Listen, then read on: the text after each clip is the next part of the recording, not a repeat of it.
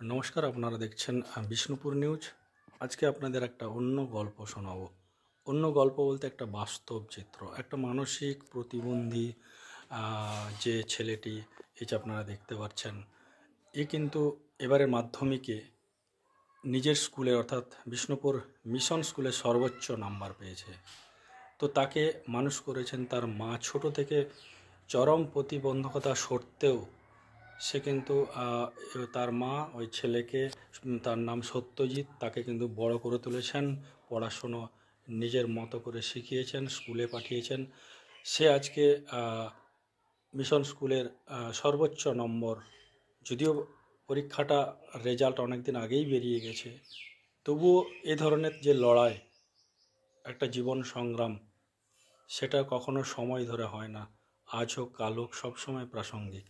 তো দিদিভাই, আপনার কি নাম যেন? নমস্কার, আমার নাম বৈশাখী আইকার।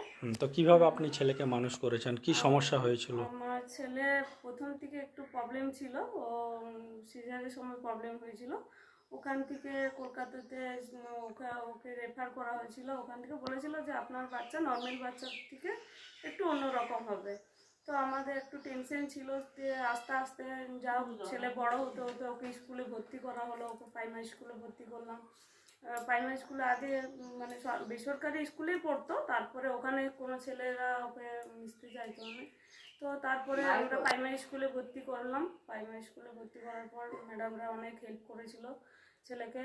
তারপর আস্তে আস্তে আমরা 5-এ আমরা মিশন হাই স্কুলে ভর্তি করলাম। মিশন হাই স্কুলের থেকেও স্যারদের অনেক হেল্প পেয়েছি।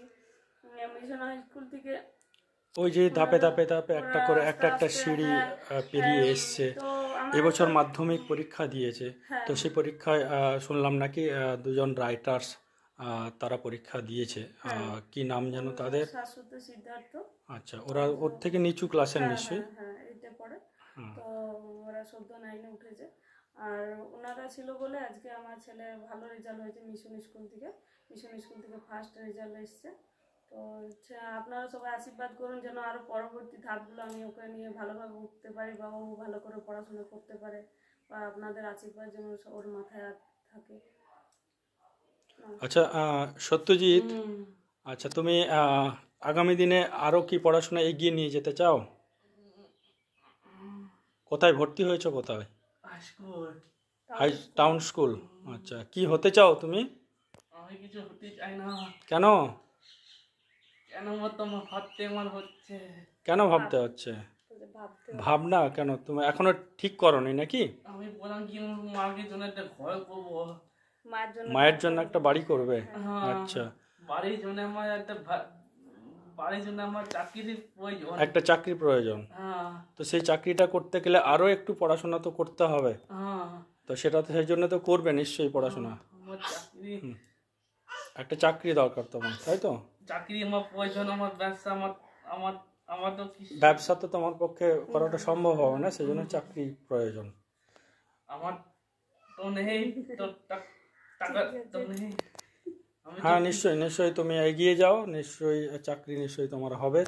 হ্যাঁ, তো আমরা সবাই চাইবো তুমি নিজের পায়ে দাঁড়াও এবং মায়ের স্বপ্নকে সফল করো।